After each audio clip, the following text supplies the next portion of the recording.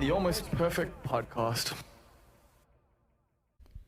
Welcome to the Almost Perfect Podcast, a celebration of fuck-ups, failures, and falling flat on your face. This is a podcast that believes you can learn from experience, but that experience doesn't have to be your own. Hi, I'm Bob Perfect, and I'm a functional fuck-up. Let's learn from somebody else's mistakes. And today we're going to be learning from Jaedon Daniel. Yeah, Jaedon is a musician. He's a phenomenal musician, actually. That dude has got the keys. He really does. Man, I'm always kind of blown away by him, and his latest album, which just dropped today, is a fucking banger, man. It's so good, and I'm really grateful that he asked me to be a part of it. So you'll see I'm featured on there, and I do a little bit on there, so go check that out before you listen to this, or after, or during, maybe. I don't know how that'll work, but whatever floats your boat, you know. But yeah, Jaedon is the founder of a band called the Blvck Crystals, who were like kind of just a weird like super group of people you didn't really know yet, but are going to know soon, or kind of know already. So that's a weird thing. It's like it's a pre-super group. Like one day they'll get back together and everyone will be like, holy shit, those guys are playing together. So yeah, Jaedon was one of the founders of that project. I think he's the band leader there. Well, he is the band leader there, and he got a group of friends together from UKZN's music department, and that's what made them so damn good. They were all like music students, but now they've all moved on and they're doing other things. And like I said, Jaedon has released a new album today, his first debut full-length album. He has released 2 other releases before on SoundCloud, which we actually chat about. We go through his whole catalog, and we kind of, yeah, man, it's a deep conversation about music, and I love it because music is one of my first loves. And getting to chat to a musician like Jaedon at this point in his career, where he's, you know, I think he's got like a bright future ahead of him. I think he's so talented, man, and he works with quite a few other prominent, like, good artists in Durban. And just in general, the Durban scene seems to be like really exciting at the moment. There's a lot of cool musicians working together, and a few more platforms for stuff to be heard.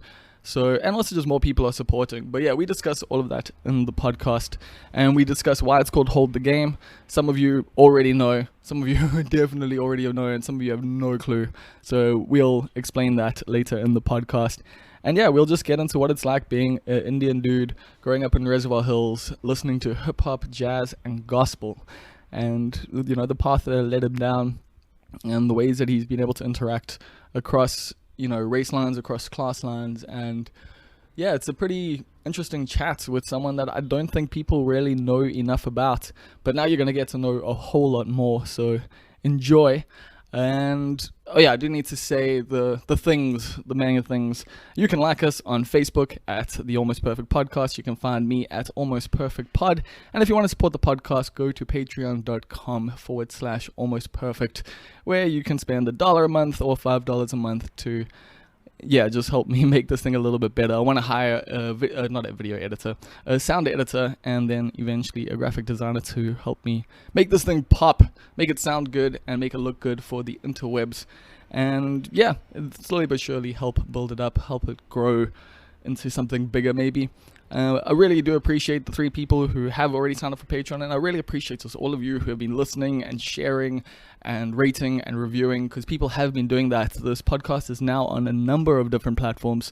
It's on all the main ones, basically, you know, Spotify, iTunes, Stitcher, Anchor, Google Podcasts, all of that. Although some of them it doesn't upload quite immediately. I know that iTunes and Spotify are pretty good with that. Anchor is the one that does it immediately because that's who I do it through. And if you ever want to start a podcast, go check out anchor.fm. It's a very, very helpful tool. So yeah, I think that's everything there that I needed to say. Once again, thank you so much for your support. It's been phenomenal. The podcast has just been growing and growing and growing. The listenership just keeps going up bit by bit every single week. And, you know, it stokes me out so much to see that. So thank you. Please keep sharing it. Please keep, if you haven't yet rated or reviewed or subscribed, go and do those things. And without further ado, here comes Jaedon Daniel. I don't know, I can hear all the birds, which is pretty nice. That's a lot. That's why you wanted to come down here. We're at UKZN actually at the moment. We're on campus. This is where you've studied. You spent quite a few years here. Yeah, shit, the home. I spent a lot of time at this place. And? Yeah. So it was dope. I did my So they offer something called a foundation course for jazz performance students. So you learn how to read and write music, theory, how music is generated, so on, like, all those types of things, and just like the basic rhythm, understanding it. When was this? So I matriculated in 2013. This was 2014. So it was my first year, but it's not really. Still quite young. Yeah, it's not really the beginning of your degree. It's just like almost like a bridging course. We call it foundation course, and so that, and then did you need that at the time though? Definitely. Because the thing is, I remember because I've interviewed you before. Yeah. And we chatted about like how you started out in the church, right? Yeah, or with your family. Yeah, so I was like, I'd never part of the band, the church band and stuff, but like that was the scene that I was in, because like my family were very involved. So I'd go for rehearsals and just sit and watch. And I used to listen to a lot of gospel music, like whatever the band was playing, I would go and like listen to that at home. We had CDs, Israel How To, all these cats, So that was like what I used to listen to a lot. But you also you dug hip hop and stuff when you were younger. Did you dig jazz when you were younger? Yeah, pretty much. I grew up. Because jazz and gospel are pretty far apart, aren't they? Yeah. Well, like they're both from the blues, I guess, which was like looking at like now like slavery time, Black Americans. So I guess like the influences are very similar. But I used to listen to a lot of hip hop, which is also interesting because like hip hop has a very similar influence, So I used to listen to a lot of hip hop. But I guess as the years went, where are you from again? I was born in Westville. Westville. Yeah, and then I moved to Reservoir Hills. Yeah, so now I'm a proud Resi's boy. So what's it like being like an Indian guy from Reservoir Hills, growing up in like hip hop and gospel and jazz?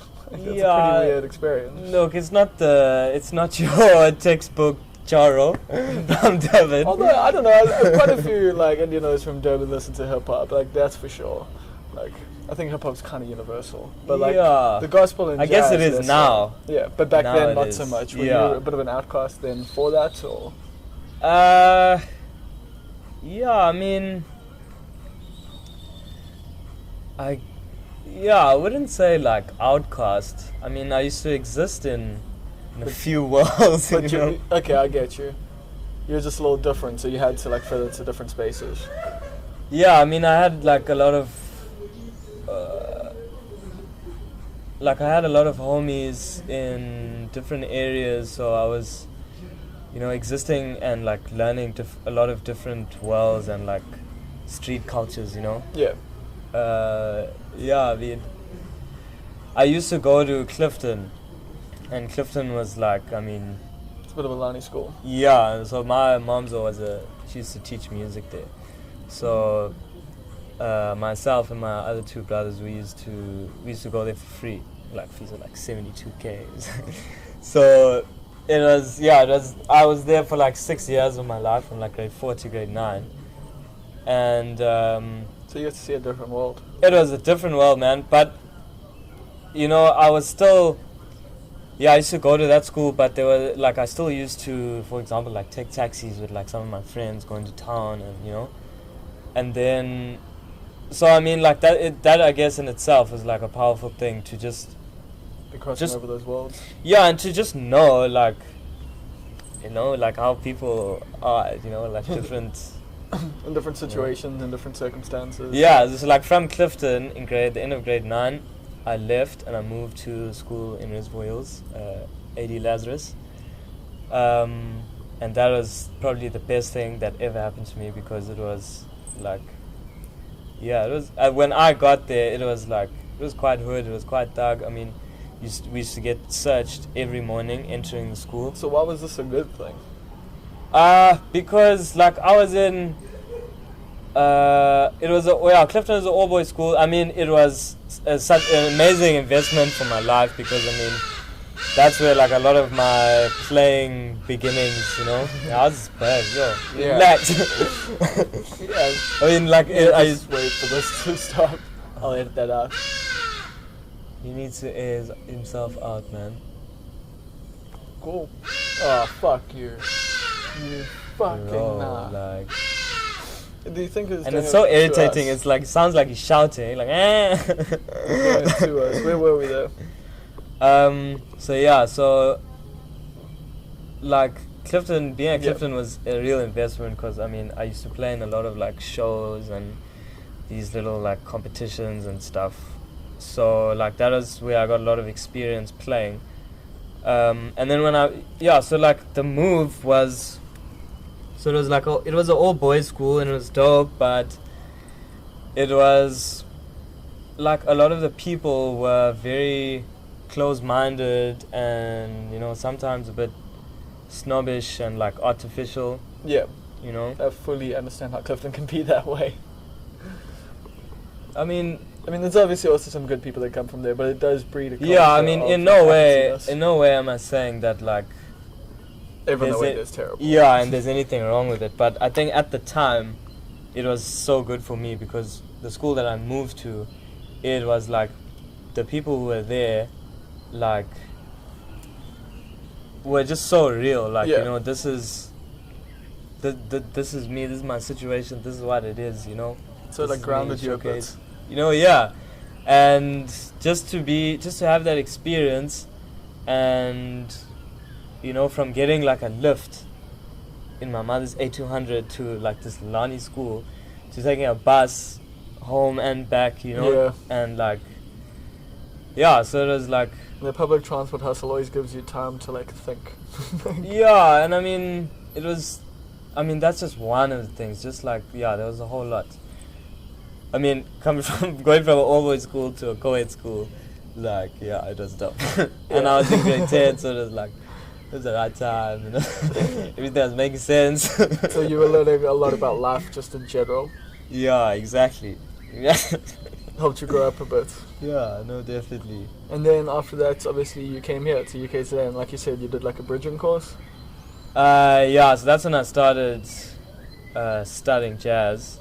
But when I was in school, say like from grade 11 and grade 12, I was like quite into like EDM, Okay. and like electronic Yeah, more dance electronic stuff. music, yeah, and so I used to make like, I didn't like perform as like a DJ, but I would just make like mixes, and I would just send them to my homies like on a flash drive, and they would listen to it, and when we were chilling, we would just listen to them. And I must have played at like maybe 2 parties of like my friends, but yeah, I would just make these mixes and like bug out to them. But I was not really playing piano. Yeah. I was, because there was no platform, like there were no shows happening, school shows, you know. Or anything, because of this change in school, so. Yeah, I mean the only extra curriculum there was at my school was like playing cards and bag racing with pins. Oh, fair enough. Yeah, so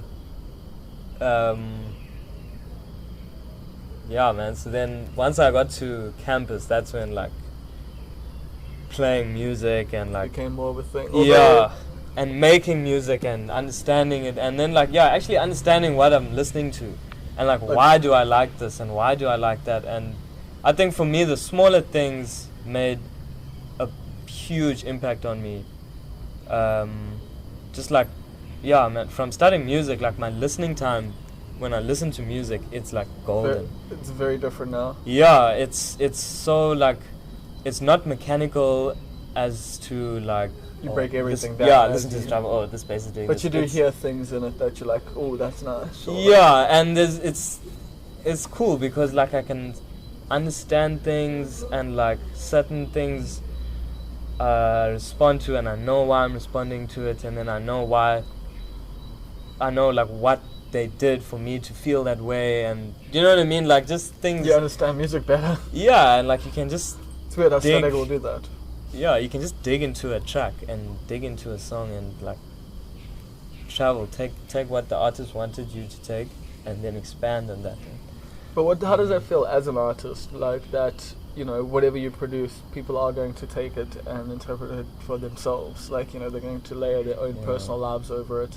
Like, you're putting out like a body of work that's like related to yourself, but people are going to relate to it themselves with their own lives and with their own stories. Like, if there's like, you know, love songs, or if there's other stuff, you know, like they imagine the person that they're in love with, whereas you know, you're speaking about the person that you're in love with. So like, how does that feel like as an artist? Yeah, man. I think I've actually been thinking about that. Like, it's cool. Like, where people get to hear shit and okay, this is what this guy's about. But it's also, I mean, yeah, like you say, people are gonna interpret it in their own ways, and they have the right to. And there's nothing you can do about it. No, you have no control over it. Yeah. You actually don't even own it. You don't even own the music anymore once it's released. You put it out, it belongs to the world, you know. So that's a cool thing because, like, you kind of, it's like making babies and and say what they do, like how they grow up, and exactly, like how they grow up. Or do they like? Because I mean, we still listen to, I mean, everyone still listens to like a lot of old music. Yeah, like, definitely. You know, like from years ago. I mean, I was listening to like Tupac and Biggie today, and Metallica and Megadeth. I was just showing like pages, like lots of like the old like late 80s, early 90s stuff. Like, it was dope. Yeah, so like that's a cool thing because like you leave a legacy, you say something, and then you know there's like something, not that like to remember you, but you know you have an impact. Yeah, and you give back also. It's very important to give back to life and to give back to your city and give back to, you know. Is that why you do it? Is that what you feel like you're doing with music? Is you're giving back? Is there not like any sort of selfishness within it? Oh no, definitely. I mean, like, it's definitely a thing, like, to give. I mean, that's why, like, us as musos, that's why we do free gigs, you know, because you actually care about the shit. You care about people. Yeah. You care about the growth and like the circulation of music, and you know, just being out there, just playing. I wouldn't say it's like the main reason, you know. Like, I mean, But you wouldn't do it if you didn't love it, like. Yeah, man. Like, I love to play music. I love to play keys. I love to play keys. I love to like produce. So I'd probably do it, you know, either way. It's something that makes sense. But the thing is, it is obviously something that's your job now. Like, yeah, it has been for a few years now, or how long? Yeah, I guess I dropped out about like from the beginning of this year and half of last year, I guess. So have you dropped out properly, or you're not just taking a break? No, I've officially dropped out. I don't want to come back. I mean, listen, the plan was to come back and finish, but like, yeah, you know, I don't feel it right now. I think I'm gonna ride this wave a little bit. The actually creating music and like. Yeah, and just being out and being like in my city as a creative, because like, I mean, these days everyone's a producer, everyone's a rapper, everyone's a musician, you know. Yeah, that's true. But like, I mean, like I say, what are you doing with it, and what are you saying? But what are you doing with it? What are you saying? Myself? Yes, you. Like, where are you at the moment? Because we're actually chatting because you're about to release an album called Hold the Game. Oh, yeah. This is your what number release now? Because I know you had Vandalism, and then I think there was one before that. People Talk, yeah. People Talk, yes. So yeah, those were just like SoundCloud tapes. Yeah, they're pretty dope though, and like I really like Vandalism. Like, Paige plays your stuff pretty often actually. Oh, that's cool. Sick. Yo, that's crazy. Yeah, this is like, I guess, my like debut, like, you know, it's my first time making like an official release and selling it. Like, oh yeah, because the other stuff's just been for free. Now you actually putting it out, and like people could download it and have it on their phones and stuff. Yeah. But yeah, like, it's, for me, it's just important. Well, for the first couple of years, I've been like in training. You know, I was at campus, learning, and then eventually writing tunes. But I'm just getting back to your question, you know, like, what are you saying and what are you doing with it? So like you said in the beginning, like being like, you know, a charo from Rezi's, who plays music, like who plays jazz, you know.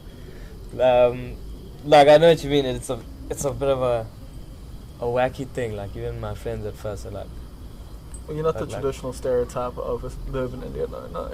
Yeah, well, I mean, I don't think like you don't fit in, like, if you know what I mean. But like, yeah, like you definitely also are on your own path. Like it's not like. Yeah, man. I guess I'm just human. Exactly. I mean, I guess like. See, that's the thing. Like a lot of people of color who stay in their area, their local area of color, you know. There's only a few things that we are gonna do after school. There's only a few things that you do during that time, you know. So to like be exposed to other things, like, you know, like my parents used to take me to like these playhouse productions, and like we used to go and I've watched Aaron McIlroy. I've watched pretty much every single performance he's done at the Elizabeth Snedden. Like my mother instilled a lot of live performance culture. Yeah, and just like a lot of art culture, you know, like my dad. Well, she was a music teacher, so that makes. Yeah, and then also like my dad was a businessman, but he also was like a worship leader. He used to sing in church. So for them, that expression was super important, and like it obviously rubbed off on you. Yeah, for sure. No, definitely. But I mean, you probably wouldn't be here like if it wasn't for like your mom being a music teacher and your dad. Oh yeah, man. Like my upbringing was everything. Absolute. Even like people don't even understand. Like even like having DSTV while you're a lighty can make a huge difference. You know. Well, I can actually imagine. I mean, I didn't have that, but like I got into the internet pretty early on in my life, so I like. Sure. I like thank that for my like expanding consciousness like from a young age. Yeah, we went through times where we had DSTV, and at that time we had like Coke on the weekends, you know, and Fanta, and we had KFC on Fridays. Good times. Yeah. And then we had times where there wasn't any of that, you know. It's like, so I mean. Yeah, I know the life. Yeah, the upbringing is everything, but. In terms of like message, I mean, listen, okay, I'm gonna do what I'm gonna do because I mean that's how I do it, you know. I'm always gonna make music, I reckon. But I think it's if one thing people can take out is that like now you don't have to be like what you want to do doesn't have to be determined by where you're from and you know like. Your circumstances, your situation, yeah. I mean, like. Well, look at how many people. Like, I mean, look at like what it's done, like with laptops and like Fruity Loops, man. Like, look at how many people have like, transcended them circumstances through modern stuff. Because, like you're saying, like you no longer have to like, you know, be a rich white dude who went to, you know, a preppy school. Because if you look at like the bands, like you know, the Beatles and the fucking Doors and stuff like that. Or maybe some of them were dropouts, but like a lot of famous musicians, a lot of famous artists are art school kids, man. Like they're people who got, you know, good education in the thing and like had lives that where they had the path set out for them already. Like it was way easier for them. Whereas now, like things have become democratized a lot more, and like there is that option for more people from more backgrounds to be heard more. Yeah, the platform is huge. The internet made everything small. It did, but also at the same time, does that now not like also make it harder in a way, like to be heard? Like, yes, you'll be heard by your circle, but to break beyond that, there's now so many more people you're competing with. Does it ever feel like that? Yeah, so I think that's dope that it's made, like it's very simple to get your music out there. But now it's like, now it's the real game. If your music is not dope, if it doesn't have certain elements where like technical elements, where is it from, like why are you doing this, music is a gangster. It's gonna show you, you know, like whoever you are, it's gonna show you. that's what you're gonna be listening to. You're listening to that person. That the music doesn't lie, you know. Okay. So like, Well, it depends on how you listen, though. Like, I think a lot of music does lie, and people get sold lies constantly, and they don't see and hear that they're being lied to. But you reckon? Or is it people not looking further than what they're hearing? that's it. Like, that is a large portion of it. I mean, I think, Mm. like, a large portion of pop culture and, like, you know, just the gratuitousness of everything. Like, at the moment, if you look in the mainstream, like, that is just so fake, and it is so, like, yeah, like, it sounds dope, but, like, the whole thing behind it is just so, like, empty. Whereas, like, your music definitely doesn't feel that way, you know, like, there's obviously, like, elements of pop, like, layered in it, but a lot of it is feels expressive, and it feels genuine, and it feels honest, you know. Well, yeah. I mean, yeah, like I was talking about, like, intention. I mean, are you trying to fit into a sound that's there already, and are you trying to get something out of making that sound, you know? Yeah. Or, yeah, man, I'm just like, I mean, not that I'm trying to do, like, groundbreaking things, or, like, you know, like, this album is gonna, like, change the world. But I mean, it's just like it is a progression for yourself. yeah, it's like a journal. Yeah, I mean, It's that, just like putting a journal down. I mean, that is kind of the cool thing about music, and like, well, just in general, like, releasing art is like, you do it throughout your life, and you then have, like, this catalog of, like, what you went through. Sure. Like, you know, you'll always remember, like, if you look back at this album at this time and this song, you'll know, like, who you wrote it about and why you wrote it, and, like, I don't know, I think that's kind of a cool thing, don't you think? Or Yeah, and what's also dope about, like, releasing projects is that your growth is public. yeah, but isn't You know, that and scary? It's scary. Like, it's scary. That's one of my big, like, hang-ups. Oh man, I'm so nervous. Like, even for with Wednesday. this podcast, like, fuck, dude, like, I look back just even at the first episode and I cringe, but even, like, I look back at the episode last week and I cringe, so I'm just like, Yeah, I hate man, and that it's the growth doing has well. to be public. It's getting there. Yeah. But so on Wednesday, this album's coming out, and this podcast will be coming out at the same time, so people will be able to either listen to the album and then listen to the podcast, or listen to the podcast and then go listen to the album. So that'll be pretty cool, but you're nervous. Yeah, man. I'm quite nervous. Is this some more nerve-wracking than obviously anything you've released before? Because, I mean, Yeah, like, okay, the other stuff, the project I did with Ash, with Red Robin, was super sick. It was like, that was like the first production I've ever done. And But, I mean, so, you guys have been making songs with Blvck Crystals and stuff, but that wasn't... yeah, I mean, I used to write those songs, like, on the piano. Yeah, And then in rehearsals, I would, like, be like, guys, this is the song, this is how it goes, this is how the parts are. And then everyone would, like, put in their own thing. I think we should actually quickly... Yeah, let's talk about the Blvck Crystals. Blvck Crystals was a band that you started when? Beginning of 2016. Wow, it feels so much longer ago. Like, for me, like, even, like, just as an onlooker from the outside, so I can't even imagine. Because you guys did a lot in a short space of time. Yeah, But 2 years was explosive. Yeah, how'd you guys form? Like, you were all here at UKZN? Yeah. So this was like I was like in second year, and yeah, everyone was from campus, and everyone except Knox, the sax player. Okay. So yeah, everyone in the band I played for and played with already. I was like Nick, Dali, they were in my class, we were in the same class. Jude, we played a few gigs, and they had all told me, like, listen, if ever you wanna jam like your own music, let's Dala, you know, I wanna play. So I had, so like at the beginning of the year, I had like 4 tunes written, and I would just jam them, man, like on the piano by myself. I would just jam those songs. And then, man, literally, like, this one evening, I woke up at like 2 o'clock in the morning. The other day, I was actually looking at I took a screenshot. At 2 o'clock in the morning, I sent Jude and Nick these messages. I was like, I want to play a gig.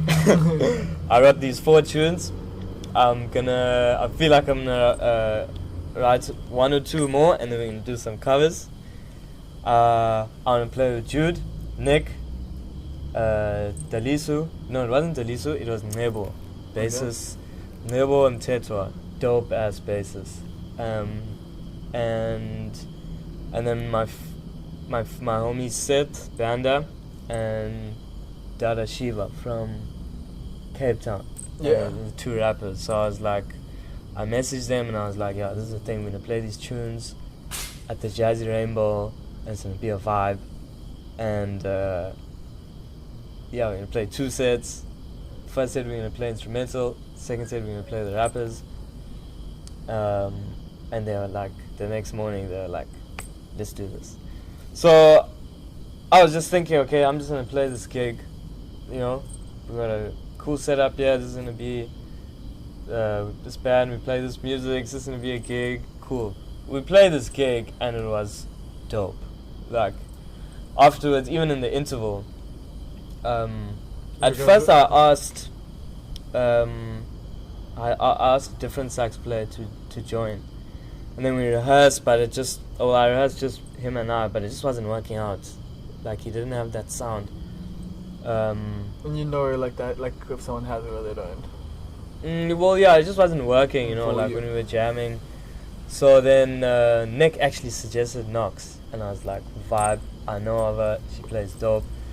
Came to the rehearsal, she checked out these tunes, we played this gig, and it was super crazy. And you're just like, It was from a that dope moment, gig. you're just like, we're a band now. Yeah, and then after that, like we all spoke, and like everyone was like, bruh, if you want to do this thing again, showcase, you know, let's do it.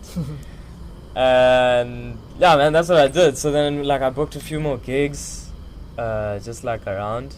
And yeah, then eventually I asked Victoria Raw and Ash Red Rom to join, and just because I wanted the sound to be slightly bigger, Yeah. but I wanted them to be, as you know, like one instrument, you know, like one voice. And so yeah, then we played a few more shows. We went to Cape Town. Which was dope because that we did, you know, like all on our own. We did a few gigs here to raise money. We raised money ourselves. And yeah, man, I mean, like, Yeah, I remember you guys did a few different gigs, like just to get there. Yeah, and you know, like, people really supported us. Like in Cape Town, you guys, how was the reception there? Oh, Because you guys have been building up like a decent like fan base here in Durban, like just Yeah. like from the get go. But then, like, because I remember like watching you pretty early on, and then like you know each time you played, like there'd just be more and more people, and then like you head off to Cape Town, and if I remember correctly, it seemed to be pretty sold out. Yeah, so our Cape Town gigs were super, super dope. Hey, man, that was a special tour. Like, that's where we really connected as a band. Yeah. And like, yeah, we were like really digging into the music. I mean, even our rappers, like, you know, Seth and Dada, they were just like going in. All of us were going in. We were really like digging in and taking it somewhere. The gigs were stupid. They were crazy. The first gig we had was the waiting room. So we played the waiting Yeah, room. it's pretty small. Yeah, but we had just over, I think it was just over like 60 people. That's solid. That's especially there. Yeah, and I mean, it packed out the place. People were like on the stairs and everywhere, sitting on the floor. And like, it was one of the first shows that we played where people understood and they just parked there and like connected, and they just linked in. People were doing like crazy interpretive art, and like like some other homies had like these crystal stones out, and they were like painting, and it was such a vibe. Then we played Piano Bar, which was like I think it was our last performance. And yeah, it was a sold out night. While we were playing, the power shut off, and there was this huge grand piano, and Jude, myself, and Knox, we just carried on playing, and the whole band just started singing the song because the power went off and there were like candles. Oh snap! And we continued to like perform the song in the dark. It was like super magical. It was so magical. I mean, It yeah, was- those are those kind of experiences that do just either make you or break you. Because like Yeah. some bands that would just like, you know, fuses would like blow and like, you know, people would fuck out depending on how the tour is Yeah, going, bro, like depending people on how- get angry, you know, especially in situations like that. People get it's angry. high but tension, dude. 'cause, everyone, like, we were you just like feel all that, on the, yeah. we were all on the same tip, you know, like everyone was, we were all like, we were just on the same wave, like we were in the right place at the right time. Yeah, man. So then, And then we did a place called Drawing Room. yeah, I know drawing room. It's like a little gallery vibe, Yeah. but it was super intimate also. Just like a whole bunch of people there, and actually not too many, man. There was probably about like 30 or 40 people, like But little it's still coffee in shop that small vibe. space, so it's solid. Yo, what a place! I think it was in Woodstock. Yeah.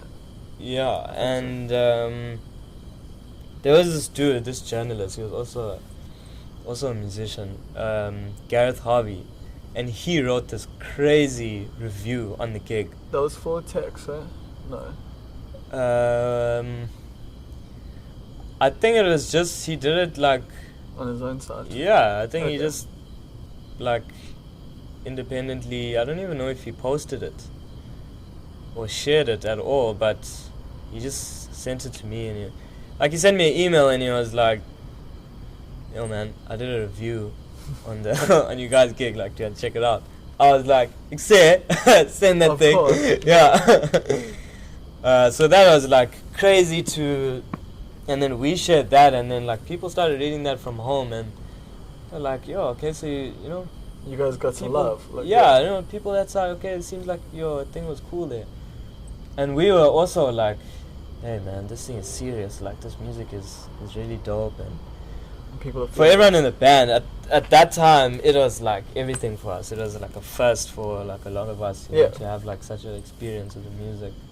But yeah, I mean, you guys hadn't toured, you hadn't like. Yeah, that's you our hadn't first done thing. That stuff like that's And the thing is, we did it all alone, you know, I mean, independently. Yeah. yeah, I mean, I sat in my posy and I was emailing all these people and just like booking these crazy gigs.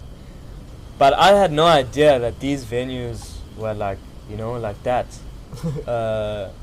I met this one drummer from Joburg, Spelelo, at the Chairman. And he was like, you know, he heard, and I was like, I'm a fan of this guy. Yeah. Like, I go to gigs to see him play. And he was like, no, he heard about us, and then he was like, when he saw the venues that we were playing, he was like, damn. And I was like, yo, that's crazy that like, okay, we in this thing here, you know? You just hustled your way in, not even knowing that like it was a thing, like that. Yeah, man, I mean, I You just made some phone calls. yeah, I mean, it happened in stages, you know, like, say, okay, so I booked the gigs, and then after I was like, shit, I got these gigs now, we need to get Yeah. on this. Then we sorted out transport and like sound and traveling, and then it was just the next thing and the next thing and the next thing. Until we were all eating breakfast at my place at 7 o'clock in the morning with our bags Ready to ready go. and, you know, the van packed. I remember taking that turn off Mgeni, heading to Cape Town, and Nick was like, bruh, this is actually happening, like we're actually doing this. And all of us were like, hey man. And then 16 hours was later, you're crazy. still on the road, and you're like, fuck, where Yeah. does this end? And then Oh, you guys shit. did Mozambique, didn't you? Yeah, and then with Mozambique, that was a blessing. Then by that time we had a bit of content and material to apply for Concerts SA. Yeah. And To get some funding, because Concerts SA, yeah, like if you tune them, like, hey, like I want to do this kind of tour, they like can be like, here's some cash. mhm. Yeah, so there's that regional fund that we applied for. And a few bands get selected. Your whole tour has to be planned. You have to have like confirmation emails from all the venues, and all your whole tour must be planned Yeah. already. It's just a matter of you getting selected, and then you can fund it and go. So we applied for it, and Nokwanda, she did the entire thing. I mean, the rest of us, we just like sent our copies of IDs and forms or whatever. But she did everything, man, and she applied, and damn, we ended up getting it. So that was a trip to go take the music out the country and just like to see the response that we got there was just unbelievable. And it was just a thing of like people recognizing and say, hey man, you know this music is I understand what you guys are saying. I understand what I get it. Yeah. And they would just vibe out. We had like old ass aunties dancing to like 2 o'clock in the morning at our last gig. Damn, that's awesome, man. Maputo, it was a real vibe. And we did some TV shows, we did some radio stations, we did workshops at schools. We got to see like other lighties, their talent, and man, it was. We got to collab with this other rapper, that side Rage.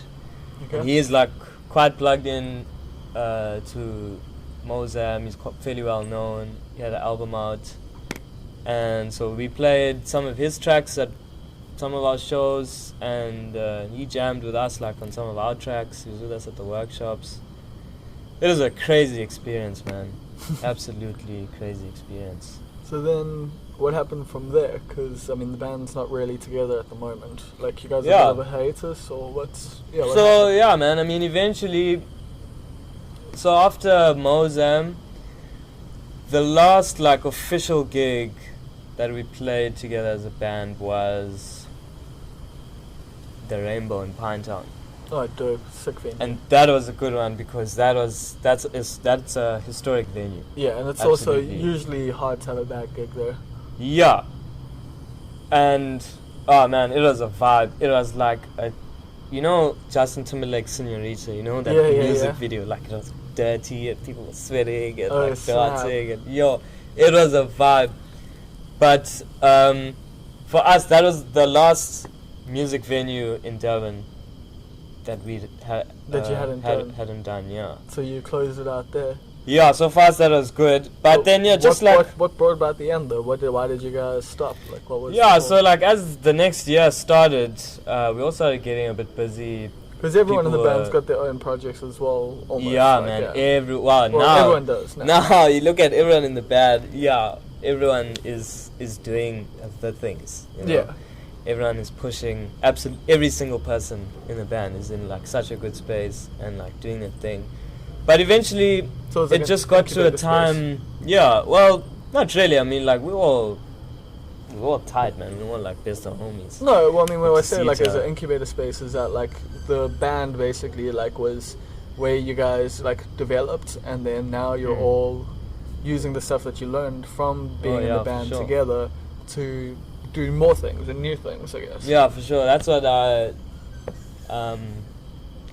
kind of take like pride in, that it was such a learning experience for us, and like, while we got to do these crazy things, we all took so much from it, you know?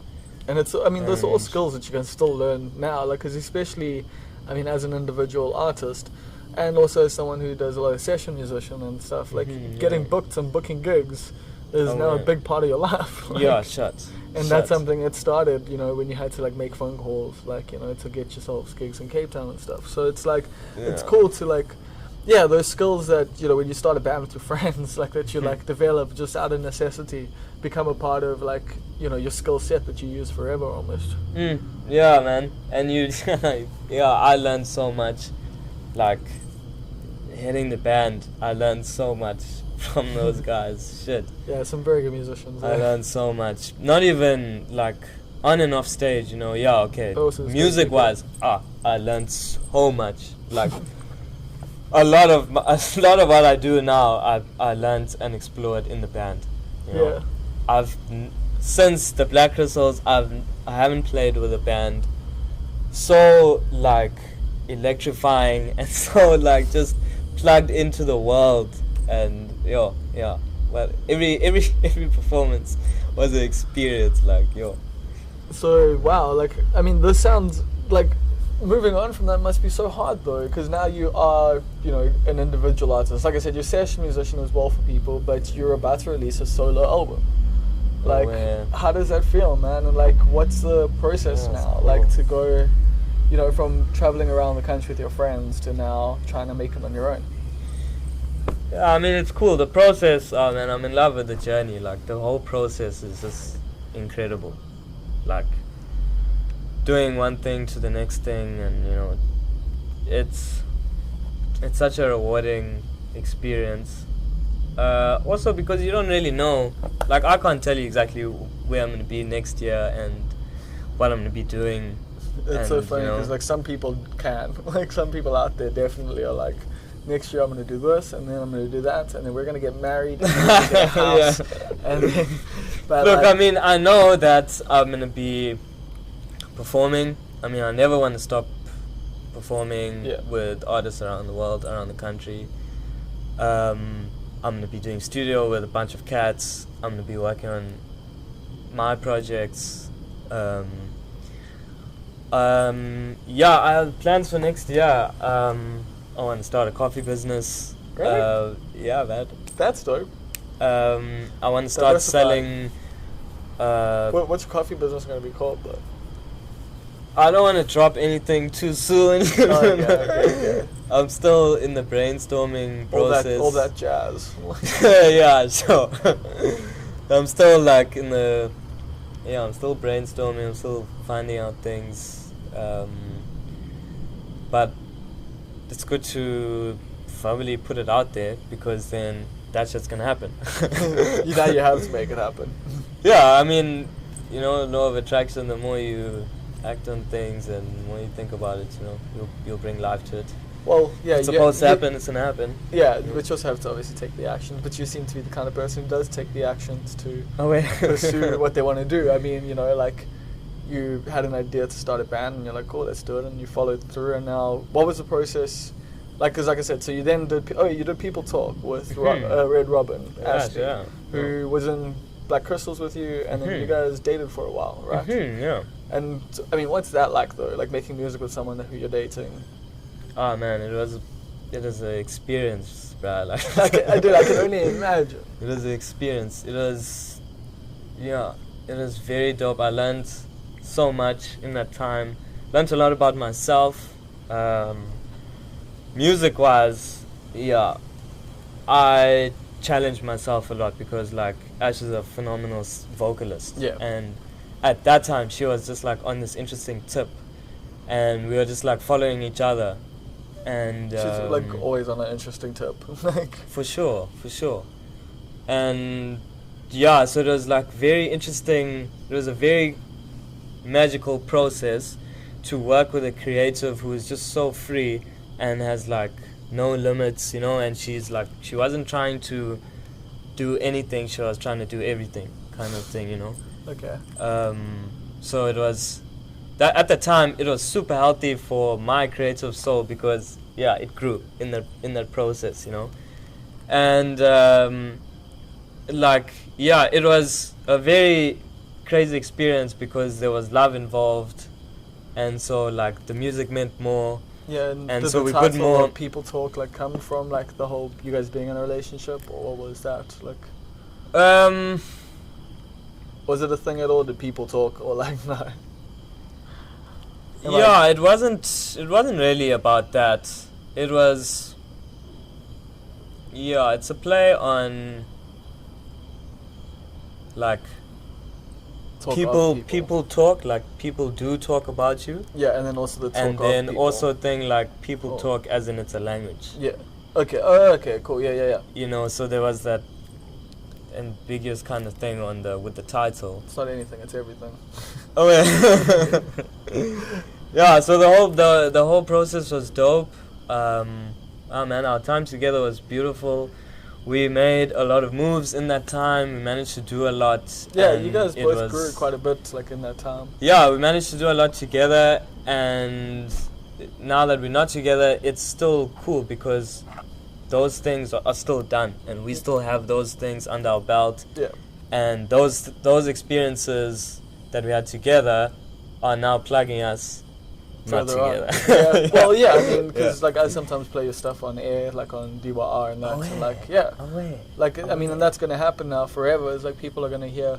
I mean, it's not quite like Lil Kim and Biggie on the track, but like you know. Sure, no. But at the same time, it is that thing. Like I mean, that has kind of been a That's thing the thing, throughout like, history, the music is always gonna live. And I mean, I still have people that come to me and say, bruh, that track there, take one, that track there, that. I mean, to have also like as a jazz student, to have like a homie from Durban who's my age come and tell me that track that you did with that sticky with the double basses and you were playing piano, like that's such a trip. So like making it that time was dope. Like once I was gonna say something so fire, I just forgot my whole train of thought. But like and you're gonna smack it to it, it's gonna be so fire. But yeah, man, it was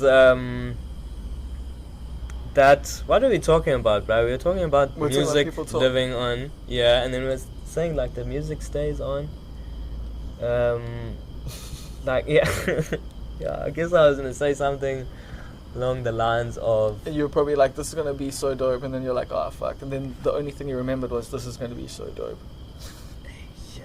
Oh well, we were talking about like the music stays, Well, it lives on forever. Yeah. Yeah, and I mean, look, Ash and I had our time, bro. Like we learned a lot from each other. Our relationship was beautiful. And it's immortalized. Yeah, and I'll always remember her for who she is, and that time, like I learned how to love from her, and like somebody else is gonna, be rewarded with that investment, I guess. I will end up marrying somebody, and I mean, that is just a part of life. Like you go through that. Like I mean. Sure, bro. I mean, we learned a lot of things from each other, but that mixtape that we did it's like being a baby daddy.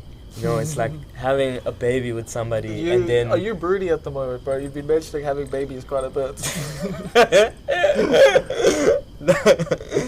I don't know, man. but for you, bro, it's like your babies. Yeah, that tape is like having a baby, and then now I have a baby mama.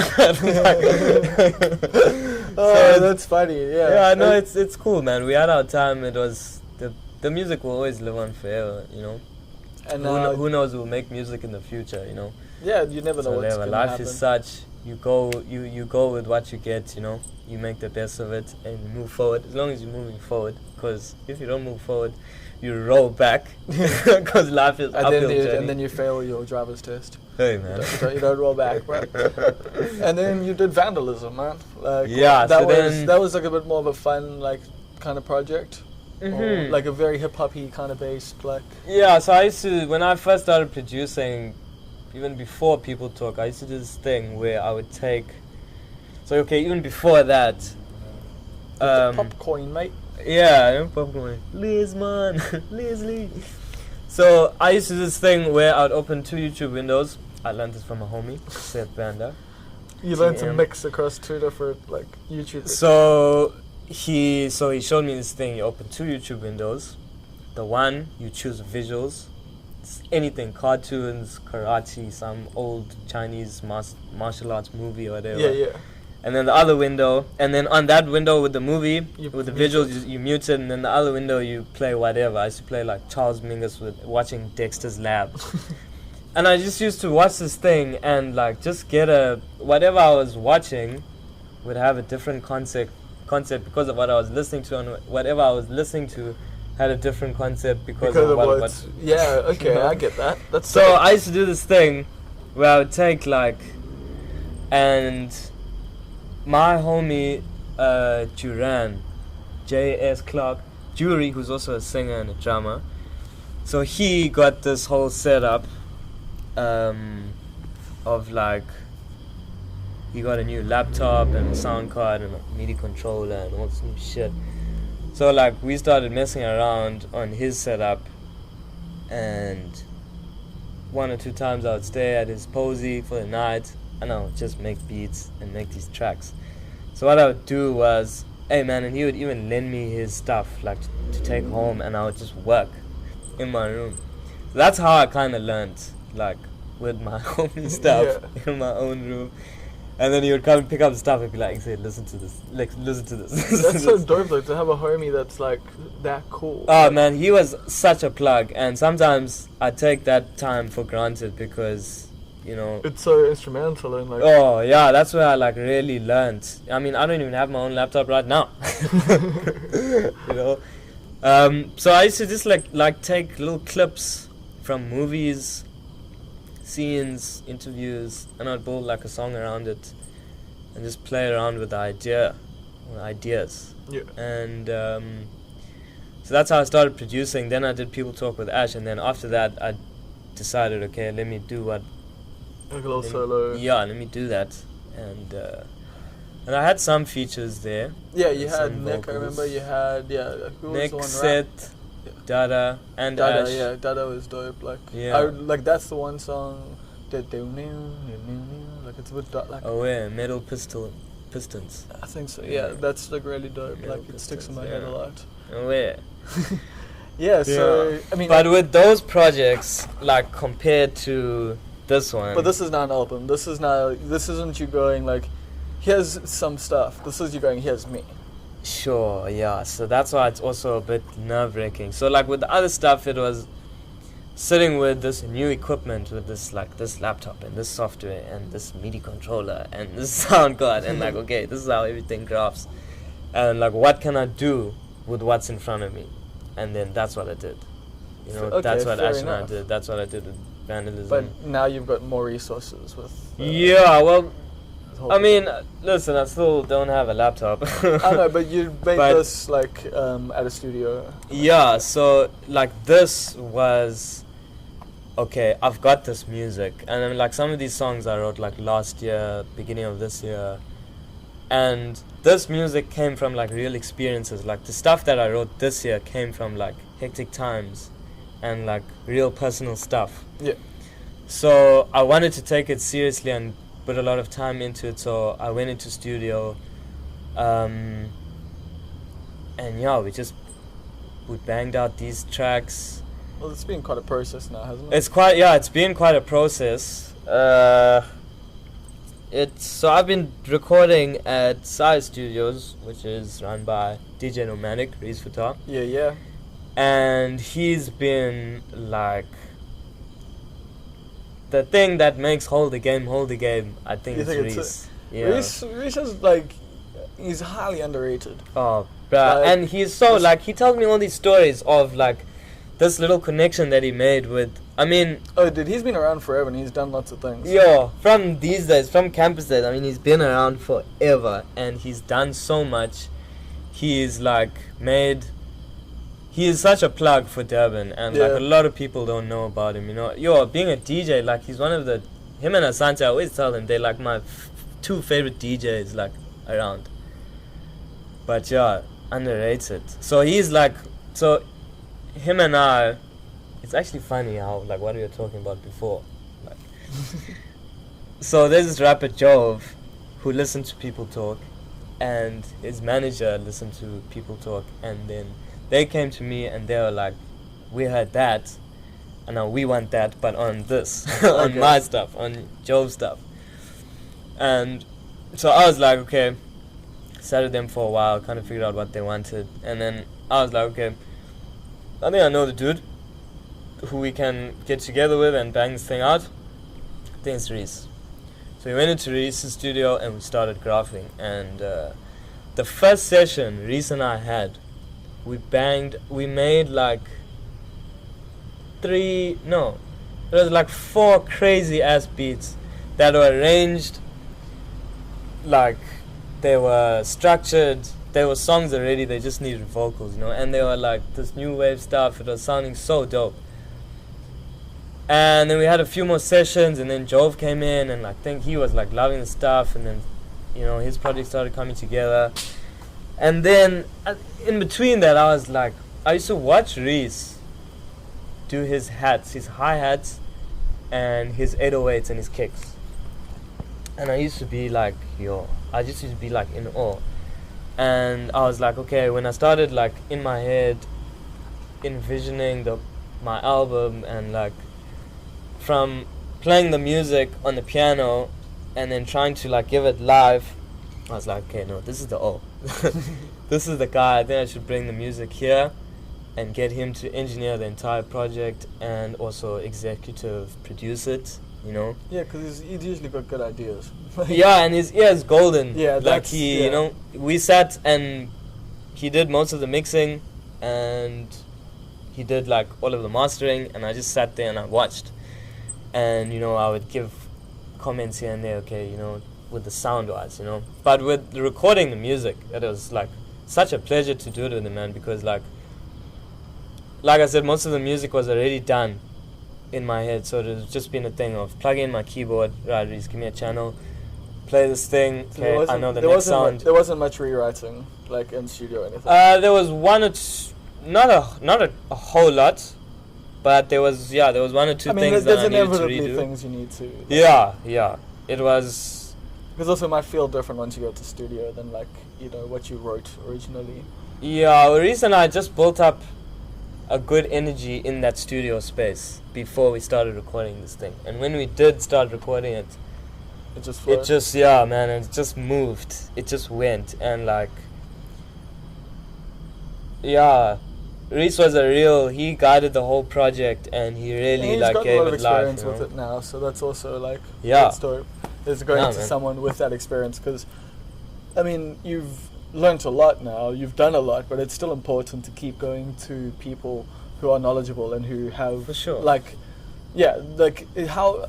I mean, that's the thing that keeps people back, you know, because some people will, like, some artists and producers don't do certain things because they can't do it, and then they'll like hate on the O's who can do it. Instead of just going. But like people, especially like in Durban, like we need to get together with O's, because there's so much talent here. I mean, today I was doing the shoots with the Put On Homies, and like for I was the looking social that's coming up. What's the date for that? 30th November. 30th November. This will be coming up before then, so go check that out. The social. It's by the Put On. They're dope. Showcase, yeah.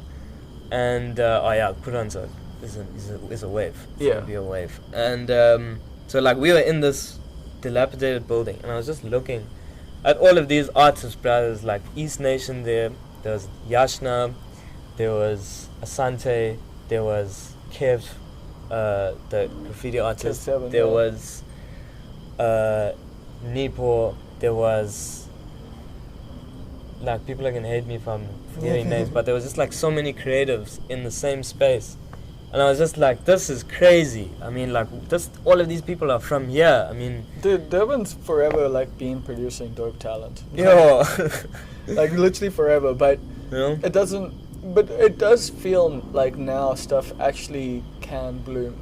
Like, whereas before it always felt like there was a glass ceiling, and I feel like that ceiling is either getting higher or it's not really existing anymore. Like, it's still not as easy as, like, if you were in Joburg or Cape Town or whatever, like... But look at how many O's are living off their music now. Like, it's way more than ever before. It might be easier in Joburg and Cape Town to get gigs and to do things, but the scale is larger because you might go there as a rapper. Here there's maybe, in Durban, there's a lot of rappers, maybe like say 200 good rappers. You go to Joburg, and you're living with 10,000, 15,000 great rappers. Yeah. All on the same vibe and better vibes than you. So like if you go there for money and you're trying to murder the scene, like you need to be working super hard and you need to make sure that like take over. Yeah. Like my boys Jude and Tom, taking over. So from Easy Freak, for those of you who don't know. Taking over. So for me, man, I don't think I'd ever want to leave Durban. I love traveling. I love playing music out of Durban. I think I'll always be traveling. I'll always want to tour. Yeah, I love touring, and I mean more and more I do like want to leave Durban, but like as you say, like in a way that is like, you know, constantly coming back. But at the same time, I do feel like I might move from here in the next year or two just to go be somewhere else. I get it. Like, when people tell me, I don't hate. Like I get it. Like it is just like I've been here for a while now. I've seen a lot. I've done a lot. And I fully understand. maybe for me there is like a glass ceiling, you know, like that I'm reaching, but maybe not. We're like, I don't know if I've reached it yet. So Sure. once my head starts like clunking, then I'll feel like maybe I should leave. But for now, there's still, like you said, there's just so many talented people here that like, I mean, I can do this podcast like forever, like just from like Durbanites, you know, like like that's Yeah, way I man. feel. I've got such a long list. Yeah, Like, I want to be here when the city blows. When Durban blows, I want to blow. it's blowing at the moment, dude. Like it is like it is bubbling. It is there. Like it's just like everything like is growing bit by bit, and like there's levels to stuff. Like there's important bits like the warehouse, you know, like that being a viable venue. Like you know, you look at Real even plugs stuff for like everyone.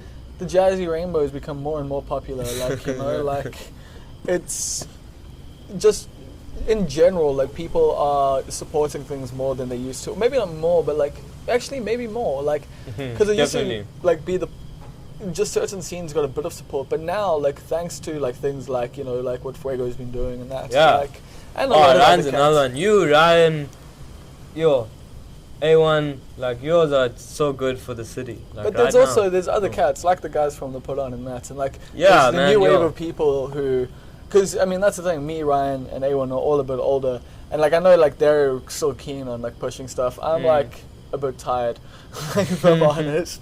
That's why like I like doing this now. This is way better than organizing So fucking bad, gigs. yeah. I'll tell you that much. But I do respect them. But like there are now, you know, more like youngsters, and like there's people like you to me are like the youth. Like you know, I've seen like bands come and go. You know, like I've seen musicians like, you know, before you like never even have half the opportunities that you're going to have, and like that's what's super dope, dude. Like is because of what's come before you is like you guys are now able to like like stand on like you know keep growing that Shot, keep yeah. building and keep like The cannon. Keep it going. keep it going, man. Yeah. But yeah, so what is Hold the Game about, man? What's the whole Yeah. vibe? So you've been making it over the course of a year. You went to the studio, you knew exactly what you wanted to do, but what were you trying to say with it? Okay. A lot of different things, I assume. Yeah, so I don't want to say too much 'Cause before you want people listen people to to it, take it for because themselves. and they must also like they must think also listen it, yo.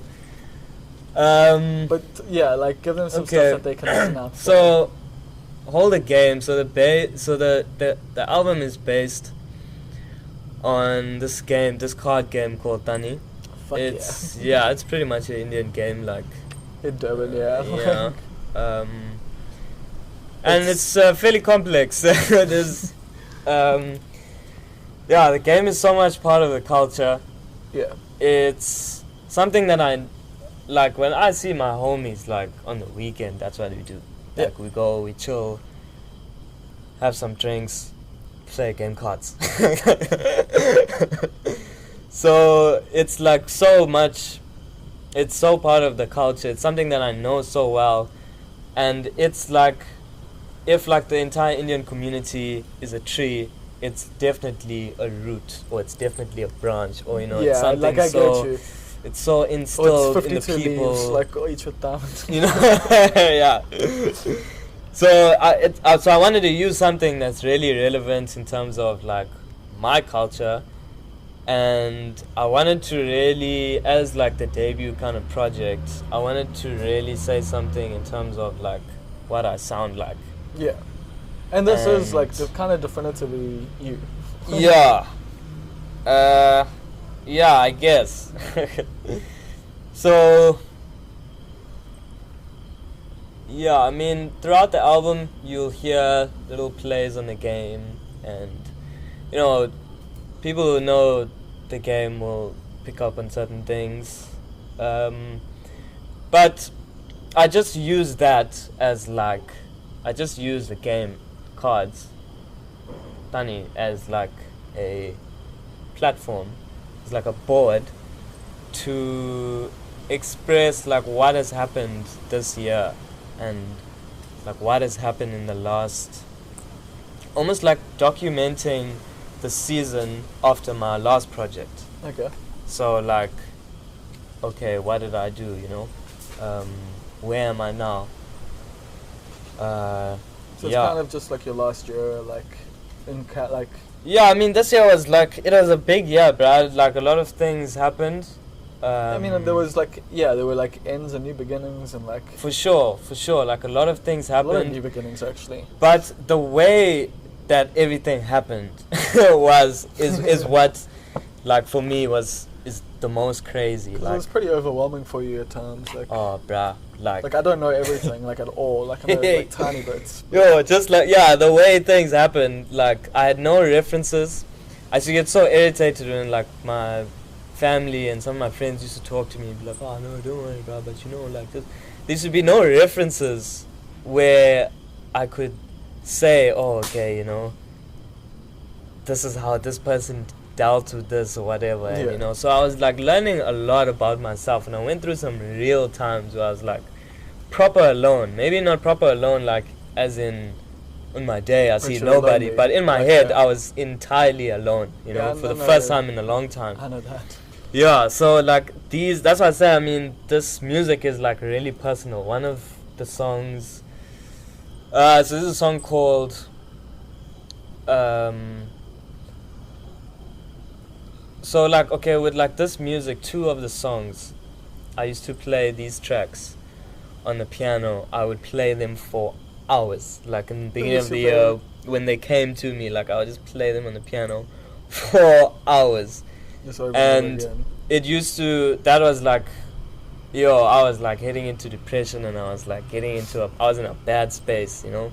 And when I was like working on these songs, I would play them for hours, and but did they make you happy, or oh was it man, like I would get into like such a comfortable, peaceful space. Okay. First song is called Scepter, and I literally track 6. Yeah, so I literally took that song from one of Jesus' names in the Bible, is Scepter of Israel. Okay. So this scepter with the ER there. In the Bible it's with an ER, but I spelled it with an A. Yeah. And in the last track, you know, we can't conform.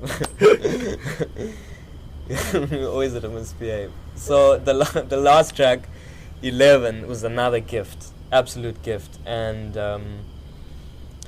so that song for me, as my understanding, 11 especially, both of those songs, but 11 especially, was a absolute gift from God, to just be like, almost as if he gave that song to me and he was like, okay, relax now, boy, just whatever, this happened. And I just got into the space after these songs, like, you know, like writing those 2 tracks, I got into the space of like, whatever, you know. I'm still gonna move forward, I'm still gonna carry on.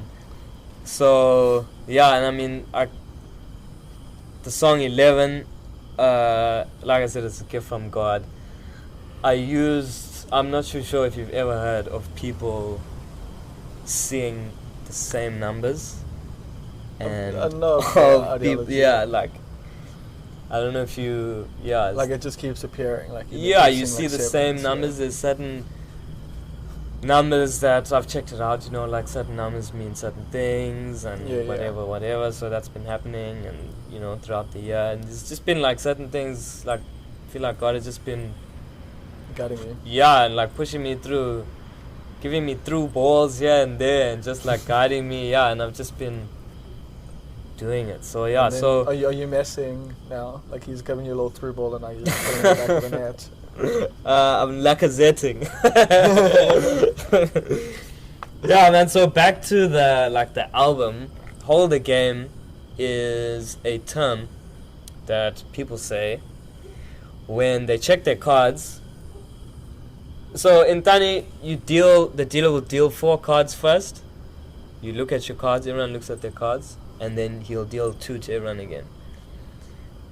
When he deals the first round of cards, that's when you look at your cards, and if you think that, okay, you've got banging cards and you can, you know, if you can win, then you'll be like, okay, hold the game, and then you'll carry it, you'll make a call, or how the game works is all. It's very complicated. That's another podcast on its own. I think there is a guide online somewhere. I do think someone has actually. There's actually a analysed dope that. Tani app. For You real. should check it out. I'll Maybe try find Google that it, and put that and in the. I'll send you a voice note where I'll explain the whole game, and then you can download it and just like. I'll play add, it. actually, if you want to do that, I Create can the add game. that as like a Patreon extra or something. Like, For sure, it's maybe like I people will. can get that. Like, if you want to, if not, I can just find it. Like, if I find that thing online, because like Tani is such a big part of like Durban culture. For It's, sure. Like, and Durban Indian culture, like it's. I mean, fuck, like yeah, like if there's like one stereotype, it is Indian guys like just jamming cards, like no matter what, like at school, at play on the varsity, bin, play by the tuck shop, play on the by floor, like the engine, play in like, the air. We put the cards in From your the hand. Yeah. So Yeah. it's so you think you got a banging hand? That's what this game is. That's what you're saying with this. Yeah. Yeah. Banging hands. So metaphorically, the cards in my hand are like the space that I'm in now, the experiences that I've had, the places I've been to that I've got to travel to and pick up, the things that I've learned, my family and my friends, you know. Yeah. Just like my arsenal. I wouldn't say weapons, but just like my making currently. That's what. The tools. Yeah, that's what the whole thing is. Yeah. Again, that's pretty much the metaphor. And And are you gonna try and like tour this album at all, or are you just releasing it as? yeah, man. So like, I want to play. So I've got in Durban after release. So I'm gonna do an album launch, maybe in about 2 weeks.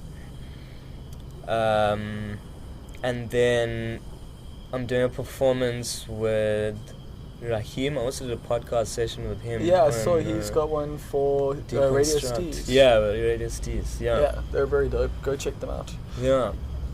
So he's got a show called Deconstruct, and it's a whole series. I'm not gonna say anything. It's too dope. Yeah. So I think it was the first one. So he's hosting like this little session, and so I'll be doing a performance there of the music. Balwansa has a show coming up on the 29th. And you perform with him quite often. Yeah. So I will be playing with him in the band. But you're also going to be playing. But I'll as also part do of a that. set, That's the normal yeah. agenda. The normal Isn't agenda. that volume 3? Yeah. Yeah, I think Paige is going to be exhibiting at that. So once For again, just so sure. many talented Durbanites getting together. For sure, yeah. And then there's the album launch. So those will be the 3 performances coming up. But you want to take it outside of the city? Do you think? Yeah, so I definitely want to, like early next year, I definitely want to do some gigs in Joburg and Cape Town in the first part of the year. But I'm looking to tour this music overseas. Okay. If there's any 3 places that I could choose that I want to go right now, like go home and pack my bag now and go, Tokyo, Melbourne, Amsterdam. Those are pretty good choices. I mean, I don't know if I'd pick Melbourne, but like Tokyo and Amsterdam. Yeah, no, those 3 places strictly for the music scene. I was just gonna say the only problem with Melbourne is like Australians. Oh yeah, that's something. Yeah, I have a lot of family there. Okay. In Australia. So yeah, like I really need to go to those 3 places: the music scene, and the street culture, and like the pop culture that Tokyo. Yeah. Yeah, those 3 places I just have to go and check Tokyo out. to me just honestly would be like pretty good VR goggles. Like I feel like going there would just be like living in another world. Yeah. It is Have definitely. you ever watched this movie Into the Void? I don't think so. Oh, right. Yeah. I'll check it out. I'll get this it. guy does. I'll totally pay for it. I think he does like LSD or DMT or something, and then he gets shot, and his trip still carries on after he's dead. And like, interesting. I think they're in Tokyo. That's almost definitely DMT then, because like DMT is like the god like molecule or whatever. Like it's yeah. Because like the thing is, no, I was gonna say because like it's the chemical that gets released when you're born and when you die. Yeah. So I've had some. It's quite enjoyable. Yeah, no. But anyway, stories. It's another podcast. That is definitely a whole different experience. But cool, man. I think that's been a really cool chat. I think we've got to the end here. Oh yeah, it's been a good one. You covered quite a bit. Yeah, we covered a lot, like, and I'm glad. But I feel like there's still lots more to you, and I feel like we're going to be chatting a lot over the years. So I'm glad we've got this one. I'm glad people get to just know the stories behind your releases so far and what's going to come now. And like, because you know, when I mentioned it on the podcast, like that would be released last week now for people listening to this now. People came up to me afterwards and were saying like, "Yo, dope that you're getting Jaedon. Like, you know, like, I want to know more about him because like." You know, you've been making so much different music and like from Blvck Crystals and stuff. People have been pretty into you, but like people don't know you that well because you haven't like done a lot of press and stuff yet. So, sure. Yeah, I get that. I'm also not very interactive on Instagram. Yeah, like I don't really.